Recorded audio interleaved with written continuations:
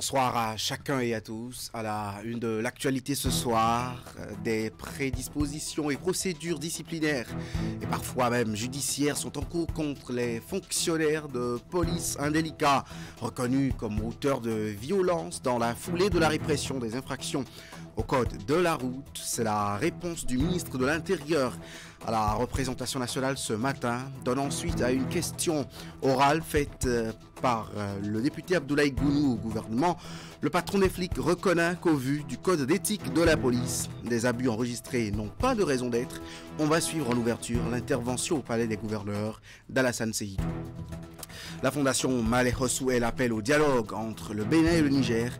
Elle déplore l'escalade de ces derniers jours entre les deux pays au sujet de l'exportation du pétrole nigérien dans les eaux béninoises. Lors d'un point de presse hier à Cotonou, les cadres de la fondation ont invité les deux parties à l'apaisement. Et puis à Djougou, c'est l'étape de détection des talents dans le monde des professionnels de la beauté et de l'esthétique dans la Donga, dans le cadre précis du concours Doigts d'Afrique et de la masterclass. Le département a accueilli cette semaine la délégation dans sa tournée après le Borgou et la Liborie. Le ministre de l'Intérieur et de la Sécurité publique était face aux parlementaires ce matin pour répondre aux questions liées aux violences policières enregistrées récemment lors de la répression des infractions au code routier. La question a été faite par le député Abdoulaye Gounou suite à un cas précis orchestré dans la ville de Natitingou. Eh bien, on va écouter ici la réponse de Alassane Seydou. Dans un état de droit, des fonctionnaires de police sont-ils fondés à infliger un traitement aussi dégradant et inhumain à un paisible citoyen, traitement digne de l'époque de la traite négrière, ou bien les actes de violence sont-ils inscrits dans les consignes données par le gouvernement aux fonctionnaires de police dans le cadre de leur mission de contrôle routier? Réponse. Les fonctionnaires de police exécutent leur mission dans le cadre des prescriptions légales et réglementaires en République du Bénin. Ils sont à ce titre astreints à des obligations professionnelles prévues par le Code d'éthique et de déontologie de la police républicaine. Le fonctionnaire de police républicaine s'abstient de répondre aux provocations. Le fonctionnaire de police républicaine évite toute forme d'abus d'autorité dans ses rapports avec le public. Le fonctionnaire de la police républicaine ne doit pas avoir recours à un usage disproportionné de la force, ni proférer des menaces ou faire de l'intimidation ou du harcèlement. Le fonctionnaire de la police républicaine est au service de la population. Sa relation avec celle-ci est empreinte de courtoisie et requiert l'usage du vouvoiement et autres termes de politesse. Quelles sont les mesures disciplinaires urgentes prises à l'encontre des agents indélicats vu la gravité des exactions? Réponse. Les violences policières enregistrées ces derniers temps ont régulièrement fait l'objet de comptes rendus et de rapports subséquents. Par la suite, les procédures disciplinaires et ou judiciaires, selon le cas, sont engagées à l'encontre des fonctionnaires de police indélicats. Ainsi, des mesures conservatoires d'arrêt de rigueur sont généralement prises si nécessaire. Dans le cas d'espèce, les fonctionnaires de police en cause ayant été condamnés au pénal, leur procédure disciplinaire enclenchée reprendra dès qu'ils auront purgé leur peine conformément aux dispositions de la loi 2020-16 du 3 juillet 2020 portant statut spécial des personnels de la police républicaine. Quelles sont les dispositions que le gouvernement prend pour prévenir de tels actes? Réponse. Le droit à la vie, à la liberté, à la sécurité et à l'intégrité de la personne humaine étant consacré par la Constitution, le gouvernement ne saurait cautionner des actes de nature à porter atteinte à l'intégrité physique des citoyens. Ainsi, des orientations ont toujours été données à la hiérarchie policière en vue d'assurer, avec professionnalisme et dans le respect des dispositions légales et réglementaires, une bonne exécution des missions dévolues à l'institution policière. Malheureusement, il a été constaté des déviances professionnelles dans l'exécution des missions de contrôle routier en cours. Face à ces cas de déviance, le gouvernement a rappelé à la hiérarchie policière la nécessité d'un meilleur encadrement des personnels dans l'exécution des missions régaliennes. Vous venez de suivre la réponse du ministre de l'Intérieur, Alassane Seydou, qui répondait à une question d'actualité posée par le député Abdoulaye Gounou. Et comme le veut le règlement intérieur de l'institution, parole a été donnée à l'auteur de la question à la suite de la réponse du gouvernement. Abdoulaye Gounou, dans son intervention sur les violences policières, n'a pas fait de cadeau au directeur général de la police républicaine, Soumaïla Yaya. Suivez ici les propos du député. Monsieur le Président, je demeure toutefois dans l'insatisfaction. Monsieur le Président, en ma double qualité de député de la 4e circonscription, c'est-à-dire élu dans la ville de Natengou où le crime entre griffes a été commis, en ma qualité également de président de la commission en charge de la sécurité, j'ai cru devoir poser cette question, Monsieur le Président. Pour toute réponse, j'ai eu droit à une attaque violente, agressive, sans précédent, d'un certain Soumaïla Yaya, directeur général de la police républicaine, paraît-il, puisque, aux dernières nouvelles, paraît qu'il est admis à faire valoir ses droits à la retraite. Monsieur le Président, dans son attaque, qui n'est ni plus ni moins que des injures proférées à l'endroit de ma personne, à l'endroit du député que je suis, Monsieur le Président, M. Soumaïla est passé aux aveux. Il est passé publiquement à l'aveu. Aveu pour signifier, pour dire au peuple béninois que c'est bel et bien lui qui est derrière ces opérations. C'est bel et bien lui qui commandite la violence contre nos populations. C'est bel et bien Soumaïla Yaya qui est derrière le sabotage de la réforme et derrière le sabotage de ce que fait le président Patrice Talon. Il monte le peuple contre le président, contre le gouvernement, à travers ce que nous voyons.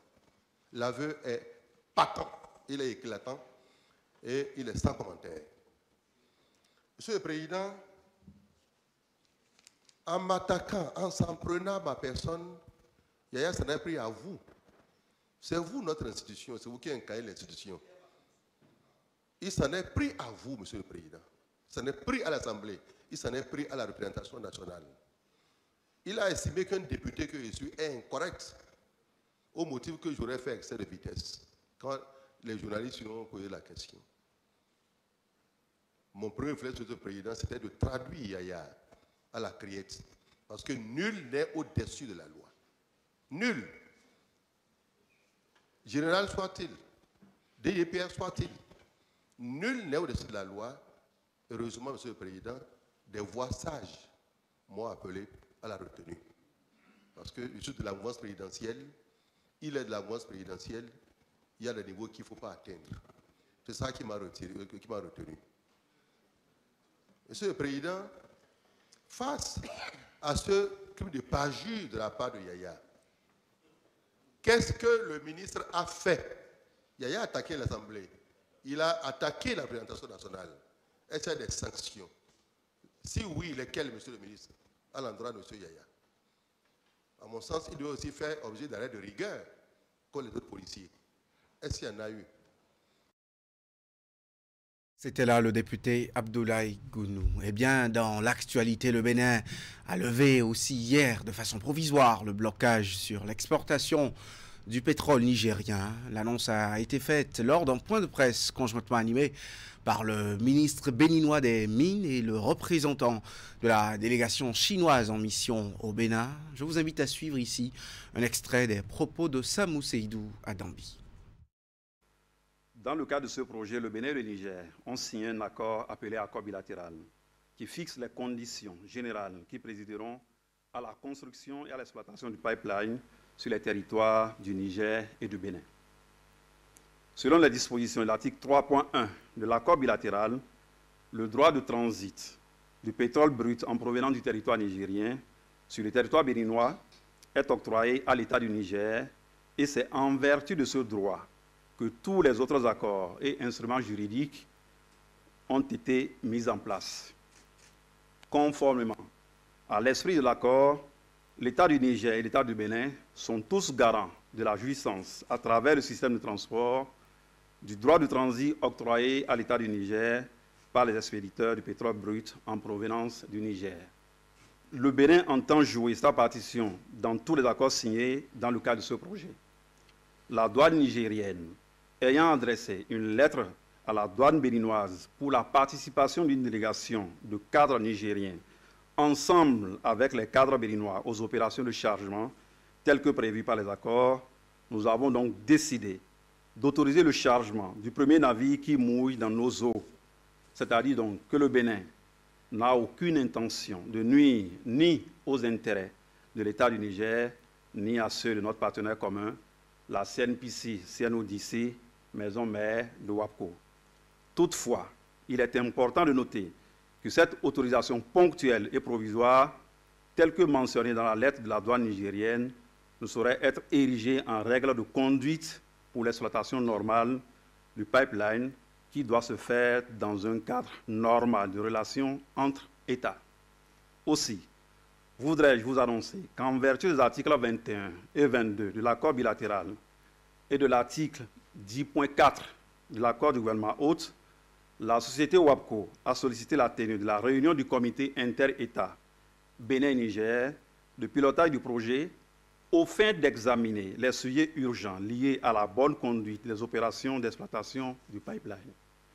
Notre pays, le Bénin, a donné son accord pour la tenue de cette réunion du comité inter-État. À la suite du ministre des Mines, Samou Seydou Adambi, le représentant de la délégation chinoise en mission se félicite de cette décision prise par les autorités béninoises au plus haut niveau de l'État. Il invite les différents acteurs à travailler à la reprise totale et complète des relations entre le Niger et le Bénin. On l'écoute. Projet commun entre les trois pays du Niger, le Niger, le Bénin et la Chine. Et les trois pays ont mis tout leur soutien et leur contribution pour la construction du pipeline.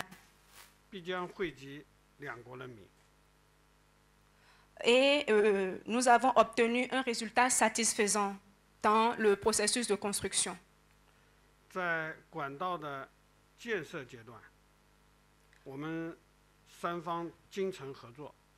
Donc, tout au long du processus, je voudrais souligner que les trois parties ont coopéré.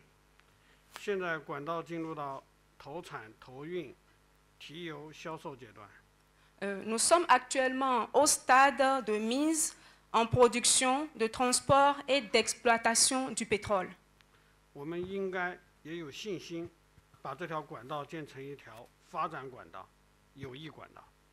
Nous sommes sûrs et nous avons la conviction que ces pipelines vont devenir un symbole d'amitié et de développement grâce aux efforts conjugués des trois parties. Donc voilà tout ce que j'ai à dire. Je voudrais remercier tous les journalistes ici présents. Merci. Et relativement à cette actualité, la Fondation Malais Rossou se préoccupe des proportions inquiétantes que prend cette crise bénino-nigérienne à l'occasion d'une conférence de presse et en présence de plusieurs dignitaires musulmans. Les cadres de la Fondation ont donné leur avis sur la situation. Ils invitent les deux pays à jouer la carte de l'apaisement. Compte rendu, Hugues Vignibé. En réponse à la décision de Cotonou d'interdire l'embarquement du pétrole nigérien à Sémékraké, les autorités de Niamey ont exclu les camions béninois de l'enlèvement du fret nigérien au port de Lomé. Ces derniers rebondissements peu favorables au dégel de la crise entre les deux pays préoccupent la Fondation Malais Rossou. À travers cette conférence de presse, elle entend avant tout démentir les allégations selon lesquelles des bases militaires françaises existeraient au Bénin. À ces individus mal intentionnés qui, pour des intérêts inavoués, alimentent sur toutes les chaînes et autres lieux qui les enchantent que le Bénin abriterait sur son territoire une base militaire dirigée par l'armée française. Nous leur demandons d'arrêter tout de suite ce sale besogne. Ces informations qu'ils distillent dans l'opinion publique ne sont que purs et grotesques mensonges. Elles sont totalement fausses et à la Fondation Malais Rossou, nous condamnons avec véhémence de tels propos diffamatoires qui jettent le discrédit sur le Bénin. Au regard des implications économiques et sociales de cette crise, les différentes parties sont invitées à agir dans le sens du rétablissement de la paix sur l'axe Bénin-Niger. Il est donc nécessaire que nous, leaders religieux, prenions conscience de notre rôle dans l'apaisement de cette crise.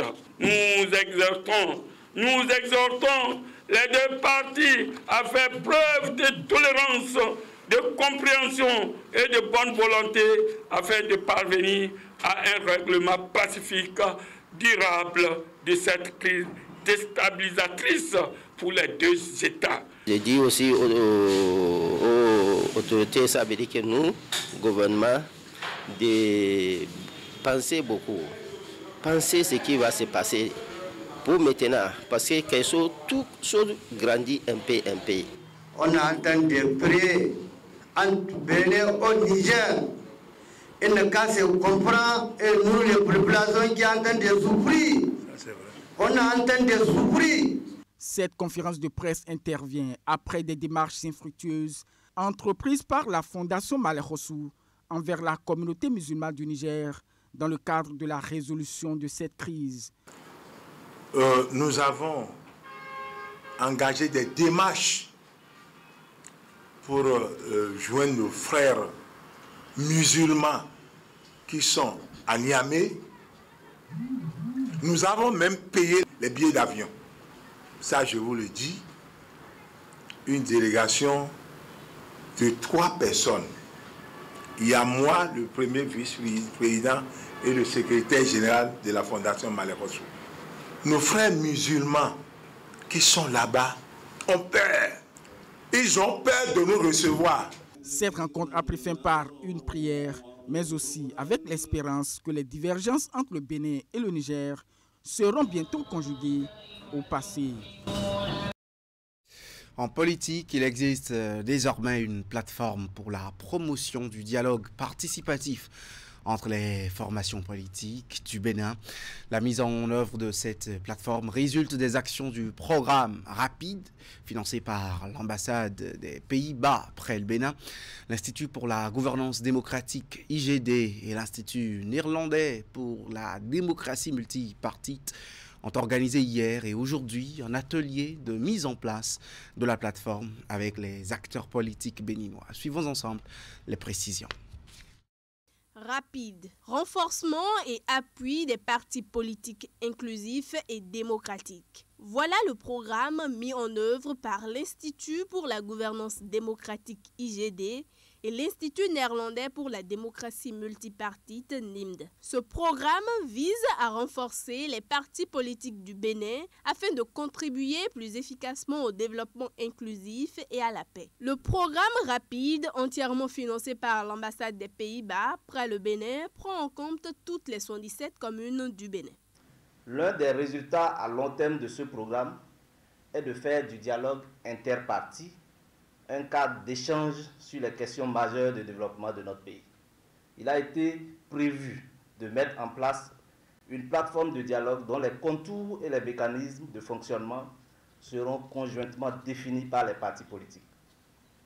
La dite plateforme devrait offrir aux partis politiques du Bénin et aux institutions de la République intervenant dans le champ du système partisan et du système électoral un cadre de dialogue continu sur les questions liées à la consolidation démocratique et au développement.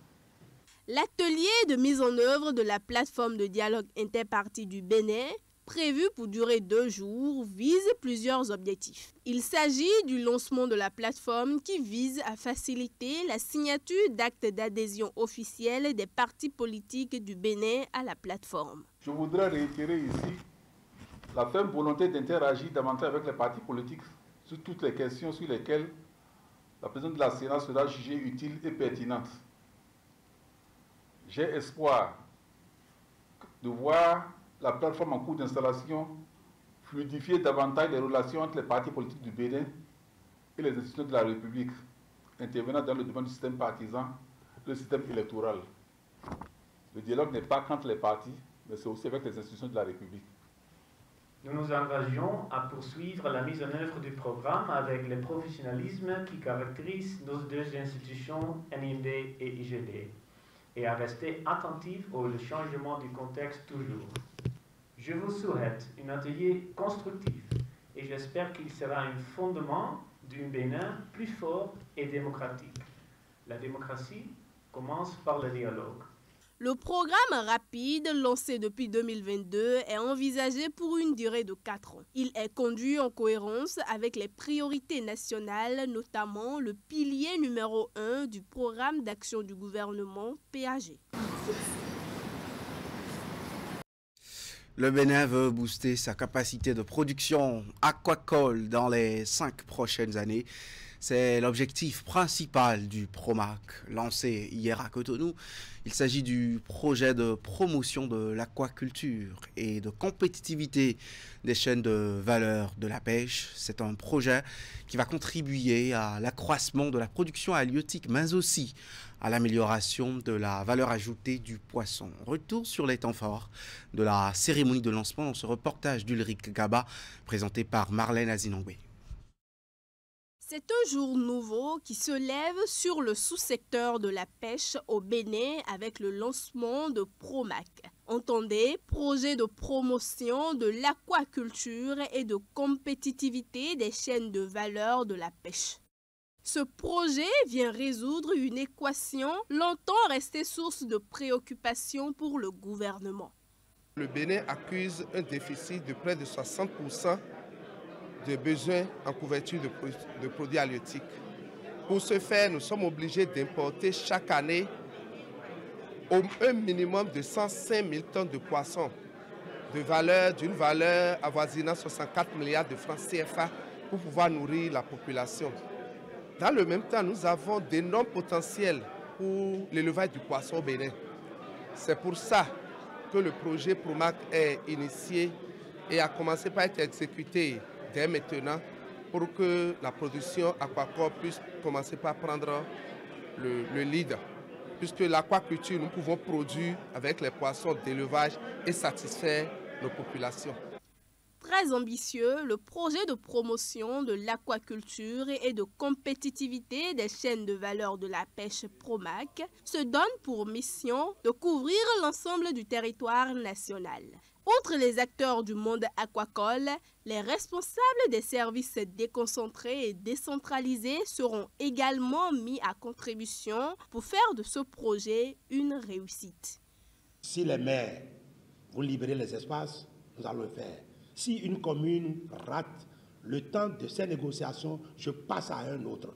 Là où c'est favorable, on peut tripler ce qu'on a prévu dans cette commune-là pour que nous ne perdons aucun moment ici à faire des dilatoires. Mon rêve, c'est de voir des Béninois aussi se positionner sur ces pans-là. Oui, les étangs pour produire, mais la chaîne de froid pour garder le produit en très bonne qualité jusqu'à la table du consommateur est un autre challenge.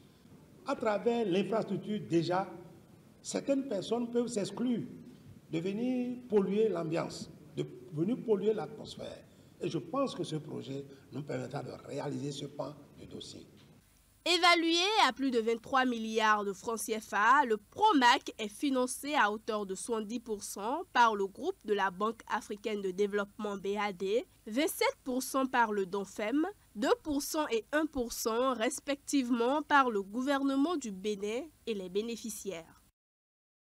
Le comité de suivi de la mise en œuvre du schéma de développement de l'espace régional 2021-2027 de l'UEMOA est opérationnel depuis ce matin. Ceci dans le but de mener à bien la politique instituée pour l'effectivité de l'aménagement territorial communautaire, des actions qui concourent toutes à la réalisation de la mission d'intégration sous-régionale et le développement durable des États membres de l'Union économique et monétaire ouest-africaine. L'installation a eu lieu au ministère du cadre de vie et chargé des transports à Siongo-Kanya-Siongo.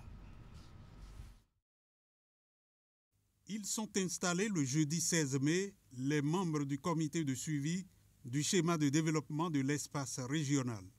Les 21 membres ont pour attribution d'appuyer la mise en œuvre de projets du schéma, d'informer et de sensibiliser sur le territoire national.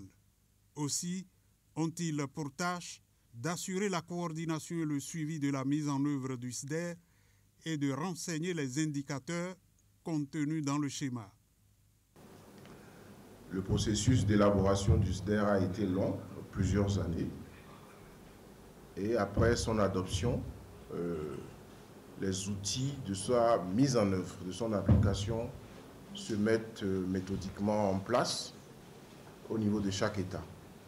Et c'est pour cela qu'au niveau institutionnel, ce comité national a un rôle fondamental à jouer dans le screening qu'il doit faire de ce que le Bénin joue correctement sa partition en ce qui concerne la mise en œuvre effective de ce schéma de développement de l'espace régional.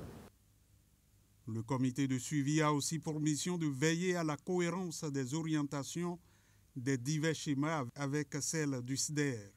Il est appelé à préparer les sessions du comité de pilotage régional et de fournir au ministre et à la commission de l'UEMOA un rapport annuel de mise en œuvre. L'Union régionale rassure de sa disponibilité à accompagner le comité. En ce qui nous concerne, la commission de l'UEMOA, vous pouvez compter sur l'accompagnement de l'Union pour le bon fonctionnement du comité national afin de parvenir à la mise en œuvre efficiente du SDER.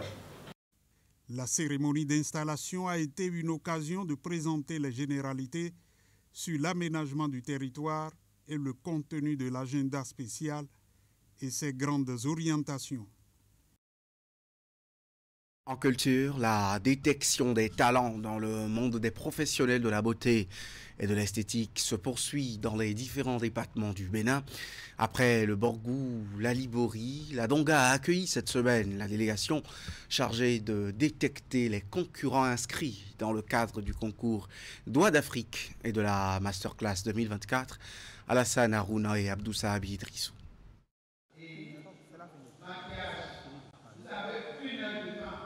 Des professionnels de la beauté opérant dans le maquillage, coiffure hommes et dames rivalisent d'ardeur et d'endurance dans cette salle polyvalente du centre Saint-Ambroise de Djougou.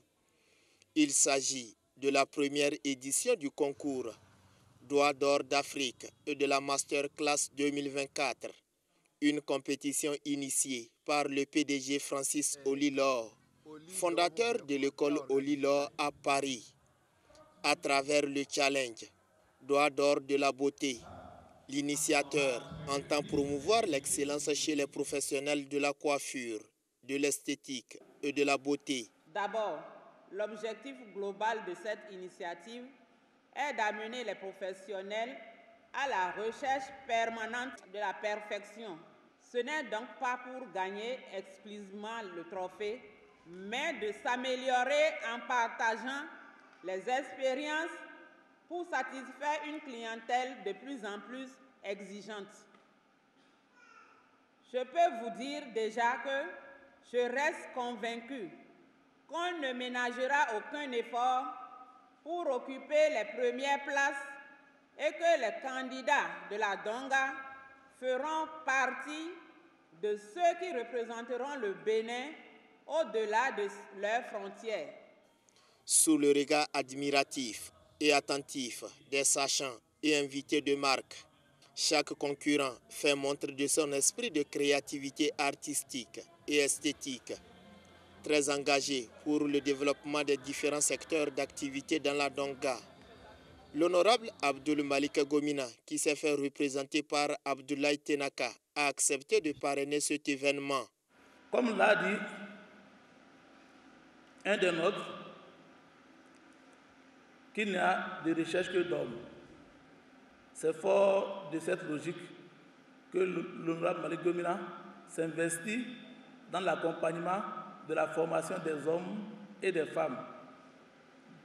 Donc l'activité que nous menons aujourd'hui est en phase avec le combat qu'il mène depuis un bon moment. L'honorable Malik a une différence toute particulière. Il marque la différence avec tant d'autres parce qu'il est beaucoup plus versé dans tout ce qui est développement de sa commune. C'est pratiquement une hantise pour lui. Dextérité, doigté, rapidité et créativité. Chaque participant a mis du sien pour impressionner l'assistance. Une assistance qui a admiré un défilé de mode riche en couleurs. À noter que les meilleurs retenus par module, outre des récompenses et attestations de participation reçues, prendront part à la phase nationale. Le festival pour l'emploi des jeunes conduit par Afrique du Tech dans les 4 départements du Septentrion a été lancé officiellement à Nati Tengou cette semaine. Ce festival, par cette même occasion, donne également le top des activités du programme dénommé Engagement des jeunes comme acteurs du changement dans la promotion de la paix pour une éducation de qualité. La cérémonie a connu la participation des jeunes venus de ces départements avec l'intervention autour des cadres de l'UNICEF. Alassane Arouda. À cette cérémonie de lancement officiel du Festival de l'emploi des jeunes à Nati Tengou, de jeunes hommes et femmes venus de la Liborie, du Borgou, de la Donga et bien évidemment de la Takora. C'est un festival qui s'inscrit dans le cadre du programme Jeunes pour la paix au nord du Bénin. Initiative de l'UNICEF sur financement de l'Union européenne, le dit programme est mis en œuvre par Afrique du Tech dans les communes des départements précités. Son objectif, offrir des opportunités d'emploi à ces jeunes de la partie septentrionale du pays, affectés depuis peu par l'extrémisme violent. Ce projet vise globalement au regard du contexte préoccupant de certaines localités du Septentrion à accompagner les enfants, les adolescents et les jeunes à contribuer à la promotion d'une culture de paix, à la prévention et à la gestion des conflits à travers l'éducation, le renforcement de l'employabilité et la formation professionnelle des jeunes. Pour traduire dans les faits cette volonté affichée, l'UNICEF a décidé de soutenir dans un premier temps les efforts du gouvernement pour promouvoir l'accès des adolescents et des jeunes dans les communes ciblées à des espaces ou plateformes novateurs pour s'auto-former, renforcer leurs compétences et saisir des opportunités professionnelles, puis dans un second, à renforcer leurs capacités pour des actions à impact communautaire en vue de promouvoir une culture de paix et de cohésion sociale. Pour l'atteinte des objectifs fixés, il est demandé à toutes les parties prenantes de s'engager à soutenir toute initiative allant dans le sens de la promotion de la paix et la création de l'emploi au sein de la couche juvénile. Je voudrais déjà vous féliciter pour votre présence en ces lieux, pour tous les efforts qui ont conduit à vous identifier en tant qu'acteurs de changement. Mettre au cœur de cette rencontre l'engagement de la jeunesse nous permet de nous soustraire au risque d'enroulement qui plane sur notre jeunesse. Le festival ainsi démarré lance officiellement les activités du dit programme, prévues pour durer 3 jours dans la Takora et dans les autres départements d'intervention. Ce festival vient en complément de la formation de 600 jeunes sur l'utilisation de la plateforme Yoma pour renforcer leurs connaissances sur diverses thématiques. Au cours de ce festival, il y aura une série d'activités que sont des formations, le hackathon et la foire de l'emploi. Et les formations se dérouleront avec les partenaires tels que ITM et Sens Bénin sur comment se préparer à saisir des opportunités professionnelles qui existent et comment avoir l'idée ou l'initiative entrepreneuriale dans leur communauté. Engagement des jeunes comme acteurs du changement dans la promotion de la paix et pour une éducation de qualité grâce à l'innovation sociale et l'accès au numérique dans les départements de l'Atakora, de la Libori, du Borgou, de la Donga et dans le Sou. Tel est l'enjeu principal de ce programme, un programme qui à terme impactera plus de 15 000 jeunes dans la zone d'intervention. Ce journal est terminé. Merci de l'avoir suivi.